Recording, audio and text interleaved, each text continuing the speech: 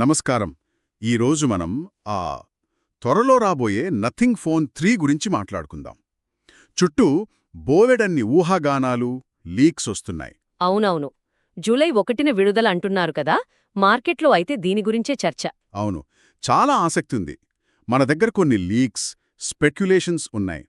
వాటి ఆధారంగా అంటే ఈ ఫోన్ ప్రత్యేకతలేంటి, మార్కెట్లో ఎలా ఉండబోతోంది అనే దానిపై కాస్త లోతుగా చూద్దాం. తప్పకుండా. ముఖ్యంగా లీక్ అయిన స్పెసిఫికేషన్లు గానీ, కొత్త గ్లిఫ్ మ్యాట్రిక్స్ ఇంటర్ఫేస్ అంటున్నారు కదా, అది కెమెరా సెటప్, ఇంకా ధర. ధర కూడా ముఖ్యమే. అవును, ధర. మరిది మిగతా ఫ్లాగ్షిప్ ఫోన్లతో ఎలా పోటీ పడుతుంది, ఇవన్నీ చూడాలి. ఇది నిజంగా మార్కెట్ను ఏమైనా ప్రభావితం చేస్తుందా, లేక కేవలం హైప్ మాత్రమేనా అనేది తెలుసుకునే ప్రయత్నం చేద్దాం. రైట్. సరే, ముందుగా స్పెసిఫికేషన్స్ విషయానికొస్తే స్నాప్డ్రాగన్ 8S Gen 4 ప్రాసెసర్ అంటున్నారు. 5050 MP కెమెరా సెటప్ అని కూడా లీక్స్ వచ్చాయి. ఇవి వినడానికి అంటే ఆ పేపర్పై చూస్తే చాలా పవర్ఫుల్గా అనిపిస్తున్నాయి. నిజంగా ఇది ఫ్లాగ్షిప్ స్థాయి పనితీరు ఇస్తుందంటారా? చూడండి, స్పెసిఫికేషన్లైతే ఖచ్చితంగా ఫ్లాగ్షిప్ స్థాయికి దగ్గరగా ఉన్నాయి. స్నాప్డ్రాగన్ 8S Gen 4 అనేది మంచి చిప్సెట్, డౌట్ లేదు. అవును. కానీ అసలు విషయం ఏంటంటే, వాస్తవ ప్రపంచంలో దాని పనితీరు ఎలా ఉంటుంది, సాఫ్ట్వేర్ ఆప్టిమైజేషన్ ఎంత బాగా చేస్తారు అనే దానిపై ఆధారపడి ఉంటుంది. కరెక్ట్. గత నథింగ్ ఫోన్లలో ఆప్టిమైజేషన్ కొంచెం అటు ఇటుగా ఉంది కదా? అవును, అందుకే ఆప్టిమైజేషన్ ఇక్కడ చాలా కీలకం. దీనికి తోడు వాళ్ళు 5 ఏళ్ల OS అప్డేట్స్, 7 ఏళ్ల సెక్యూరిటీ అప్డేట్స్ ఇస్తామని కూడా అంటున్నారు. అది నిజమైతే మాత్రం దీర్ఘకాలికంగా చూసేవాళ్లకు ఇది పెద్ద ప్లస్ పాయింట్. అది నిజంగా మంచి విషయమే. సరే, స్పెసిఫికేషన్లు పక్కన పెడితే నథింగ్ ఫోన్ అనగానే గుర్తొచ్చేది దాని డిజైన్, ఆ ట్రాన్స్పరెంట్ లుక్, గ్లిఫ్ ఇంటర్ఫేస్. అవును, అదే దాని ప్రత్యేకత. ఈసారి కొత్తగా గ్లిఫ్ మ్యాట్రిక్స్ LED ఇంటర్ఫేస్ అంటున్నారు. అంటే వెనుకుండే ఆ లైటుల్లో ఏదో కొత్తదనం ఉండబోతుందన్నమాట. ఇది కేవలం లుక్ కోసమేనా, లేక ఏమైనా ఉపయోగం కూడా ఉంటుందా? మంచి ప్రశ్న. డిజైన్ వాళ్ళ DNA లాంటిది కదా ఈ గ్లిఫ్ మ్యాట్రిక్స్. అంటే కేవలం కొత్త లైటింగ్ ప్యాటర్న్స్ ఇస్తారా, లేక ఇంటరాక్షన్కు ఏమైనా కొత్త పద్ధతులు తీసుకొస్తారా అని చూడాలి. ఉదాహరణకి అంటే నోటిఫికేషన్లు ఇంకా వివరంగా చూపించడం లాంటివేమైనా ఉంటాయా?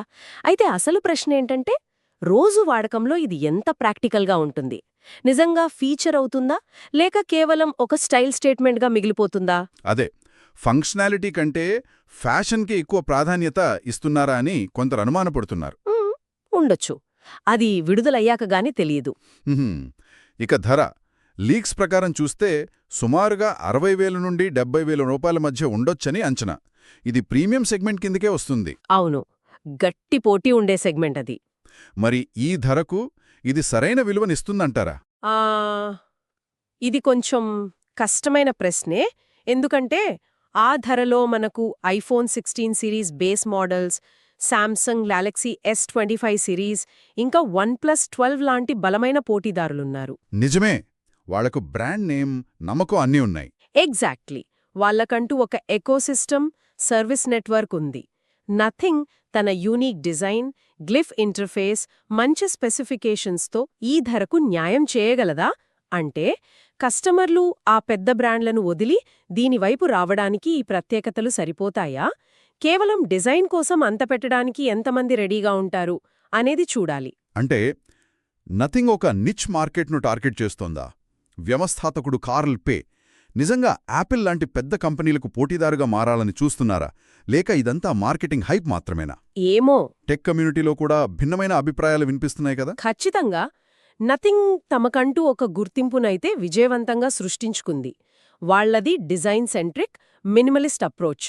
అది కొంతమందిని బాగా ఆకట్టుకుంటోంది. నిజమే. అయితే యాపిల్, శాంసంగ్ లాంటి పెద్ద ప్లేయర్స్తో పోటీ పడటం అంత సులభం కాదు.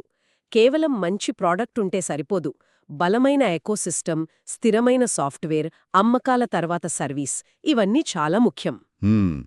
ప్రస్తుతానికి లీక్స్, ఊహాగానాల చుట్టూ హైప్ అయితే బాగానే ఉంది. కానీ దీర్ఘకాలంలో నిలబడాలంటే కేవలం హైప్ సరిపోదు. స్థిరమైన క్వాలిటీ, నమ్మకం ఇవ్వగలగాలి.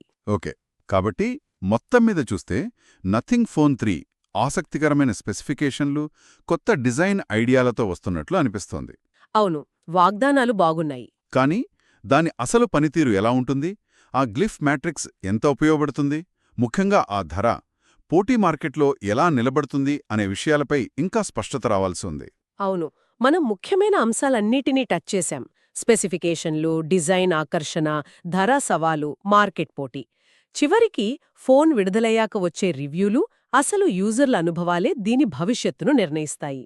సరే, ముగించే ముందు ఒక చిన్న ఆలోచన.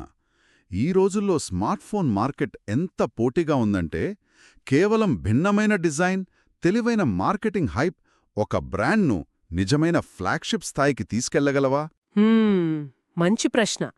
లేక ఫ్లాగ్షిప్ అంటే కేవలం టాప్ స్పెసిఫికేషన్లు దాటి ఇంకా వేరే లోతైన అర్థమేమైనా ఉందా? దీని గురించి ఆలోచించండి.